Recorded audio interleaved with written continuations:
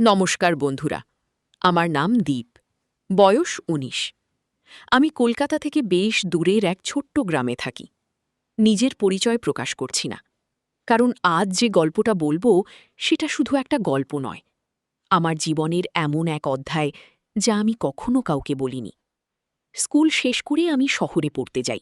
কলেজে ভর্তি হয়ে হোস্টেলে থাকতাম। মাসে একবার কিংবা দুইবার বাড়ি ফিরতাম। প্রতিবার বাড়ি এলেই আমি একবার দেখা করতাম পূজার সঙ্গে। পূজা আমার দুঃসম্পর্কের কাকাতো বোন, তবে আমাদের সম্পর্কটা সবসময়ই ছিল খুব ঘনিষ্ঠ। ও আমার থেকে ১ বছরের ছোট। ছোটবেলা থেকেই আমরা একসঙ্গে খেলতাম, হাসতাম, ঝগড়া করতাম, আবার মিলেও যেতাম। কিন্তু যত বড় হচ্ছিলাম, বুঝতে পারছিলাম আমাদের মধ্যে কিছু একটা বদলে যাচ্ছে। ওর মুখের দিকে তাকালে বুকের মধ্যে অদ্ভুত একটা কাঁপুনি হতো, আর ওর হাসি যেন মনের গভীরে কোনো অচেনা সুর বাজিয়ে দিত। এক গরমের বিকেলে আমি হঠাৎ ওর বাড়ি গেলাম। পূজা তখন উঠোনে কিছু কাজ করছিল। গরমে ঘেমে কপালের পাশে চুল লেগে গেছে। গায়ের ঘাম রোদের আলোয় ঝিকিমিকি করছে। আমি হেসে বললাম, "কি রে, এত গরমেও কাজ করছিস?" ও হেসে বলল, "আর কি করব বল, মা না থাকলে সব আমারই করতে হয়।" আমি জানতাম ওর এই সরল হাসির আড়ালে অনেক না বলা কথা লুকিয়ে আছে। আমরা কিছুক্ষণ গল্প করলাম, তুচ্ছ বিষয় নিয়ে হাসলাম। তবুও ওর চোখের চাহনিতে একটা লজ্জা, একটা আকুলতা বারবার চোখে পড়ছিল। রাতে হঠাৎ ও মেসেজ করল, "কাল মা থাকবে না, সকালে একটু আসিস।" বুকের ভেতর কেমন যেন ধকধক করে উঠল। কেন জানি না, কিন্তু মনে হচ্ছিল কালকের দিনটা হয়তো আমাদের জীবনে কিছু একটা বদলে দেবে। পরদিন সকালবেলা আমি ওর বাড়ি গেলাম। কাকিমা বাজারে যাচ্ছিলেন। বেরোনোর আগে হেসে বললেন, "দীপ, আমি একটু বাইরে যাচ্ছি, তুই একটু পূজার সঙ্গে থাকিস।" আমি বললাম, "আচ্ছা কাকিমা, থাকব।" কাকিমা বেরোতেই চারপাশে এক নিস্তব্ধতা নেমে এলো। জানালা দিয়ে হালকা বাতাস ঢুকছে, আর ওর মুখে একটা শান্ত মিষ্টি হাসি। আমরা একসঙ্গে বসে গল্প শুরু করলাম। স্কুল, কলেজ, বন্ধু বান্ধব, হোস্টেলের গল্প, তুচ্ছ সব কথা। অথচ প্রতিটা কথার মধ্যে একটা অদ্ভুত টান। হঠাৎ একটা সময় দুজনেই চুপ করে গেলাম। শব্দহীন সেই মুহূর্তে মনে হচ্ছিল বাতাস জুজে নিঃশব্দে তাকিয়ে আছে আমাদের দিকে। আমি আস্তে বললাম, "পূজা, একটা কথা বলবো?" ও তাকিয়ে রইল, চোখে কৌতূহল। আমি বললাম, "তোর সঙ্গে কথা না বললে দিনটা ফাঁকা লাগে।" ও কিছু বলল না, শুধু নিচু গলায় বলল, "আমারও তাই।" সেই কথাটা যেন বুকের ভেতর ঢেউ তুলে দিল। দুজনের চোখ এক হল। মনে হচ্ছিল সময় থমকে গেছে। কেউ কিছু বলল না, তবু সবকিছুই বোঝা যাচ্ছিল। ওর চোখের দিকে তাকিয়ে মনে হচ্ছিল ও বুঝতে পারছে আমাদের মধ্যে যে সম্পর্কটা এতদিন বন্ধুত্বের ছিল, সেটা এখন অন্য কিছু হয়ে উঠছে, এক নীরব ভালোবাসা। ঠিক তখনই বাইরে কাকিমার সাইকেলের শব্দ ভেসে এলো। আমরা তাড়াতাড়ি সোজা হয়ে বসলাম, যেন কিছুই হয়নি। কাকিমা এসে বললেন, "দীপ, তুই থাকিস ভালোই, পূজা একা থাকলে ভয় পায়।" আমি হেসে বললাম, "না কাকিমা, ভয় পাবার কিছুই নেই।" তারপর আমি বাড়ির বাইরে বেরিয়ে এলাম। সূর্য তখন অস্ত যাচ্ছে, আকাশে লালচে আলো ছড়িয়ে পড়েছে। আমি হেঁটে যাচ্ছিলাম গ্রামের পথ ধরে। মনটা কেমন ভারী হয়ে আসছিল। জানি না ওর মনে কি চলছিল, তবে আমার মনে হচ্ছিল আজ আমরা দুজনেই একটা সীমা অতিক্রম করেছি। মুখে কিছু না বলেও যেন একে অপরের হৃদয়ে জায়গা করে নিয়েছি। সেদিনের পর থেকেই পূজার সঙ্গে সম্পর্কটা অনেক বেশি নীরব হয়ে গিয়েছিল, কিন্তু সেই নীরবতার মধ্যেই ছিল এক গভীর সংযোগ, যা শব্দের থেকেও শক্তিশালী। কিছু ভালোবাসা থাকে যা মুখে বলা যায় না, কিন্তু মনে চিরকাল থেকে যায়। ঠিক তেমনই একটা গল্পের শুরু হয়েছিল সেদিন গ্রীষ্মের সেই বিকেলে। পরের কয়েক মাস যেন কেটে গেল অপেক্ষার মধ্যে। কলেজে পড়া, ক্লাস, বন্ধু বান্ধব সবই ছিল, কিন্তু মনটা পড়ে থাকত সেই এক বিকেলে, পূজার চোখের চাহনিতে। ঠিক যেমন করে কেউ একবার ভালোবাসা দেখে ফেললে আর ভুলতে পারে না, তেমনই আমি ওকে ভুলতে পারিনি। হঠাৎ একদিন পূজার মেসেজ এলো, "দীপ, কবে আসছিস? একটু দরকার ছিল।" বুকের মধ্যে হালকা একটা ধক করে উঠল।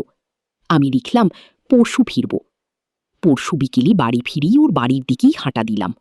উঠোনেও দাঁড়িয়েছিল, পরনে হালকা গোলাপি রঙের সালোয়ার, চুলগুলো খোলা, চোখে সেই চীনা লজ্জা। ও হাসল, "তুই এলি?" আমি মাথা নেড়ে বললাম, "তুই না ডাকলে কি আমি আসতে পারি?" ও কিছু বলল না, শুধু চোখে তাকিয়ে রইল। সেই দৃষ্টিটা এমন ছিল যেন ও কিছু একটা বলতে চাইছে, কিন্তু মুখে আসছে না। আমরা একসঙ্গে ছাদের দিকে গেলাম। গরমের দিন, বাতাসে হালকা গন্ধ, মাটি, ফুল আর দুধের মতো চাঁদের আলোয় ভেসে যাচ্ছে চারদিক। আমরা পাশাপাশি দাঁড়িয়ে চুপচাপ আকাশ দেখছিলাম। হঠাৎ পূজা বলল, তুই আসিস না কেন এতদিন পর পর? আমি মুচকি হেসে বললাম, তুই যদি রাগ না করিস তাই বলবো। ও তাকিয়ে বলল, বল। আমি বললাম, তুই না থাকলে আমার আসার কোনো কারণ থাকে না। পূজা একটু থেমেই নিচু গলায় বলল, তুই এমন কথা বলিস কেন? আমি আস্তে বললাম, কারণ সত্যিটা এটাই। এই কথাটার পরে অনেকক্ষণ কেউ কিছু বলল না। বাতাসে শুধু পাতার শব্দ। কিছুক্ষণ পর হঠাৎ অনুভব করলাম ওর হাতটা আমার হাতের উপর এসে পড়েছে। এক মুহূর্তে যেন সময় থেমে গেল। ও হাত সরায়নি, আমিও না। সেই উষ্ণ স্পর্শের ভেতর দিয়ে যেন বুকের ভেতর কোনো ঝড় বয়ে গেল। আমি আস্তে বললাম, পূজা। ও চুপচাপ শুধু চোখে তাকিয়ে রইল। সেই চোখে ভয়, কৌতূহল আর এক অজানা আকর্ষণ। আমরা কিছু না বলেও একে অপরের কাছাকাছি চলে এলাম। চারপাশে হাওয়া থেমে গেছে। চাঁদের আলো ওর গাল ছুঁয়ে পড়ছে। আর আমার মনে হচ্ছিল এই নীরবতা কোনো কথা বলার থেকেও বেশি গভীর।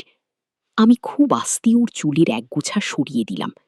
ও কিছু বলল না, শুধু চোখ বন্ধ করে নিল। সেই মুহূর্তে দূর থেকে কোনো পাখি ডাকল, যেন প্রকৃতি নিজেই থেমে দেখছিল সেই দৃশ্যটা। আমি আর এগুলাম না, কারণ জানতাম কিছু অনুভূতি বলা যায় না, শুধু অনুভব করার জন্যই হয়। আমরা অনেকক্ষণ চুপচাপ দাঁড়িয়ে রইলাম। দুজনের নিঃশ্বাসই একে অপরের ছোঁয়া মিশে যাচ্ছিল। তারপর পূজা ধীরে বলল, দীপ, তুই থাকবি তো? যেখানেই যাস, আমাকে ভুলিস না। আমি শুধু বললাম, আমি কোথায় যাব? তুই তো আমার ভেতরে আছিস। ও হেসে মাথা নিচু করল। সেই হাসির মধ্যে এমন এক মায়া ছিল যা আমার চোখে জল এনে দিল। সেই রাতে বাড়ি ফেরার পথে মনে হচ্ছিল আমি যেন কোনো গল্পের মধ্যে হেঁটে যাচ্ছি, যেখানে ভালোবাসা আছে, লজ্জা আছে, ভয়ও আছে, কিন্তু সবকিছুর উপরে আছে এক অদ্ভুত টান, যাকে শুধু একটাই নাম দেওয়া যায়, নীরব রোমাঞ্চ। পূজার সঙ্গে সেই রাতের নীরব মুহূর্তটা যেন আমার ভেতরে একটা নতুন জগৎ খুলে দিয়েছিল। ওর চোখে যে মায়া দেখেছিলাম সেটা ভুলে যাওয়া অসম্ভব। কিন্তু সময় থেমে থাকে না। কিছুদিন পরেই আমাকে আবার কলেজে ফিরতে হলো। হোস্টেলের ঘরে ফিরে পড়ার টেবিলে বসলেও মনটা পড়ে থাকত সেই ছাদের চাঁদের আলোয়, পূজার চোখের গভীরে। রাতে ঘুম আসত না। মনে হতো ও এখন কি করছে, কার সঙ্গে কথা বলছে, আমায় ভাবছে তো। একদিন হঠাৎ ফোনে দেখি ওর মেসেজ, আজ চাঁদ উঠেছে, খুব সুন্দর, ঠিক সেই রাতটার মতো। বার্তাটা পড়েই বুকের মধ্যে এক রাশ আলো ঢুকে গেল। আমি লিখলাম, তুই চাঁদের দিকে তাকাস, আমি এখান থেকে তাকাচ্ছি। হয়তো একই আলো আমাদের দুজনকেই ছুঁয়ে যাচ্ছে। এরপর দুজনেই প্রায় প্রতিদিন মেসেজ করতাম। ছোট ছোট কথায় দিনটা কেটে যেত। কিন্তু ধীরে ধীরে বুঝতে পারলাম ওর কথাগুলো বদলে যাচ্ছে। আগের মতো প্রাণবন্ত নয়, যেন কোথাও একটা দূরত্ব তৈরি হচ্ছে। একদিন ফোনে বললাম, পূজা, সব ঠিক আছে তো? ও একটু চুপ থেকে বলল, হ্যাঁ ঠিক আছে, শুধু একটু ব্যস্ত আছি। কিন্তু কণ্ঠে এমন কিছু ছিল যা আমাকে শান্ত হতে দিচ্ছিল না। পরের সপ্তাহে হঠাৎ ছুটি পড়ে গেল। আমি ঠিক করলাম না জানিয়ে বাড়ি যাব। সেদিন বিকেলে গ্রামের পথে পা রাখতেই মনটা কেমন জানি হালকা হয়ে গেল। বাড়ি গিয়ে দেখি মা বলল, পূজা আজানে তেমন আসি না, নাকি খুব বদলে গেছে। আমি কিছু না বলে ওর বাড়ির দিকে গেলাম। উঠোন ফাঁকা, দরজা আধ খোলা, ভিতর থেকে হাসির শব্দ ভেসে আসছে। আমি পা থামিয়ে দাঁড়িয়ে গেলাম।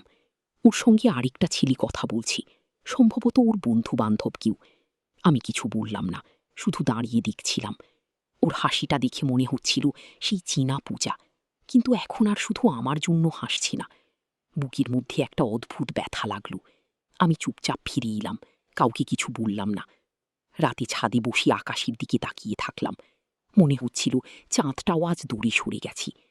ফোনটা হাতে নিয়ে অনেকবার ওর নাম্বারে যেতে চাইলাম, কিন্তু কল করিনি। পরদিন সকালে হঠাৎ ওর মেসেজ এলো, কাল কেন এলি? আমি অবাক হয়ে লিখলাম, তুই জানতি? ও উত্তর দিল না, শুধু লিখল, কিছু সম্পর্ককে না বললেই ভালো, না হলে ভেঙে যায়। সেই কথাটা যেন ছুরির মতো বুকের ভেতর বেঁধে যায়। আমি লিখলাম, তুই কি সত্যিই ভুলে গেছিস? ও শুধু লিখল, ভুলিনি, কিন্তু মনে রাখলে আরও কষ্ট হবে। এর বেশি কিছু বলার ছিল না। ফোনটা রেখে আমি জানালার বাইরে তাকিয়ে রইলাম। ভোরের আলো ধীরে ধীরে উঠছে, আর আমার ভিতরে একটা অধ্যায় শেষ হয়ে যাচ্ছে। কিন্তু আমি জানতাম, শেষ মানেই সব শেষ নয়। কিছু সম্পর্ক সময়ের মতোই ফিরে আসে, অন্য রূপে, অন্য ছন্দে। সময় সত্যিই অদ্ভুত জিনিস। যে মানুষটাকে একদিন ছাড়া এক মুহূর্ত কল্পনা করা যেত না, সে হঠাৎই অচেনা হয়ে যায়। তবু তার নামটা বুকের ভিতর নরম আগুনের মতো জ্বলে থাকে। পূজার সেই মেসেজের পর আমি কিছুদিন সম্পূর্ণ যোগাযোগ বন্ধ করে দিয়েছিলাম। পড়াশোনায় মন দিচ্ছিলাম, বাইরে থেকে হাসছিলাম, কিন্তু ভিতরে এক ফোঁটা হাসিও ছিল না। রাতে জানালার পাশে বসে থাকতাম, চাঁদের আলোয় ভেসে যেতাম পুরনো স্মৃতির স্রোতে। তবু মন বলতো, একদিন না একদিন ও আবার যোগাযোগ করবে। 3 মাস পরে ঠিক তাই হলো। এক বিকেলে হঠাৎ ফোনে দেখা গেল পূজা কল করছি। হাতটা কাঁপছিল, তবু রিসিভ করলাম। ওপাশে ওর কণ্ঠ শান্ত, ক্লান্ত, একটু ভাঙা। বলল, দীপ, কেমন আছিস? আমি শুধু বললাম, তুই। ও চুপ করল কিছুক্ষণ। তারপর বলল, তোর সঙ্গে দেখা করতে ইচ্ছে করছে। আমি এক মুহূর্তও না ভেবে বললাম, কখন? ও বলল, কাল বিটেলে পুরনো ঘাটে। পরের দিন ঘাটে গিয়ে দাঁড়াতেই ওকে দেখলাম। হালকা নীল শাড়ি, চোখে এক অজানা নীরবতা। ওর মুখে আগের সেই হাসি নেই, কিন্তু চোখে এমন কিছু আছে যা কোনো ভাষায় বোঝানো যায় না। আমি ধীরে কাছে গিয়ে বললাম, তুই ঠিক আছিস তো? ও নিচু গলায় বলল, সব ঠিক আছে, শুধু ভেতরটা ফাঁকা লাগে। আমি কিছু বললাম না, শুধু পাশে গিয়ে বসে রইলাম। নদীর জল ছুঁয়ে বাতাস বইছে, আর সেই বাতাসে ওর চুল উড়ছে আমার মুখে। একসময় ও বলল, দীপ, জানিস, অনেক কিছু ভুলতে চেয়েছিলাম, পারিনি। আমি ধীরে বললাম, আমিও পারিনি। ওর চোখে জল এলো। সেই মুহূর্তে মনে হচ্ছিল, পৃথিবীতে শব্দের দরকার নেই, শুধু উপস্থিত থাকাটাই যথেষ্ট। হঠাৎ ও আমার দিকে তাকিয়ে বলল, তুই যদি এখনো আগের মতো থাকিস, তবে আমাকে আরেকবার বিশ্বাস করবি? আমি অবাক হয়ে বললাম, আমি কখনো তোর উপর থেকে বিশ্বাস হারাইনি। ও কিছু না বলি ধীরে ধীরে আমার হাতটা ধরল, যেন সেই এক স্পর্শেই 3 মাসের দূরত্ব গলে গেল। নদীর ঢেউয়ের শব্দে ডুবে যাচ্ছিল পৃথিবী, আর সেই নীরবতার মধ্যে আমি শুধু অনুভব করছিলাম ওর হাতের উষ্ণতা, ওর নিঃশ্বাসের হালকা ছোঁয়া। কোনো কথা ছিল না, তবু এক অদ্ভুত রোমাঞ্চ ছড়িয়ে পড়ছিল চারপাশে। আমরা দুজনেই জানতাম, এই মুহূর্তটা ঠিক করা যায় না, শুধু অনুভব করা যায়। অনেকক্ষণ পরেও বলল, দীপ, এবার ফিরতে হবে, কিন্তু আজকের দিনটা আমি ভুলব না। আমি বললাম, এই দিনটা আমিও রেখে দেব আমার ভেতরে। ও হেসে চলে গেল ধীরে ধীরে। আমি তাকিয়ে রইলাম নদীর ধারে, যতক্ষণ না ও নীল শাড়িটা হারিয়ে গেল দূরের ধূসর আলোয়। সেদিন বুঝেছিলাম, ভালোবাসা কখনো মরি না, সে শুধু রূপ পাল্টায়, কখনো নীরবতায়, কখনো ওর শ্রুতি, কখনো এক টুকরো স্পর্শী, যা আজও শরীর মনের ভেতর হালকা কম্পন তুলতে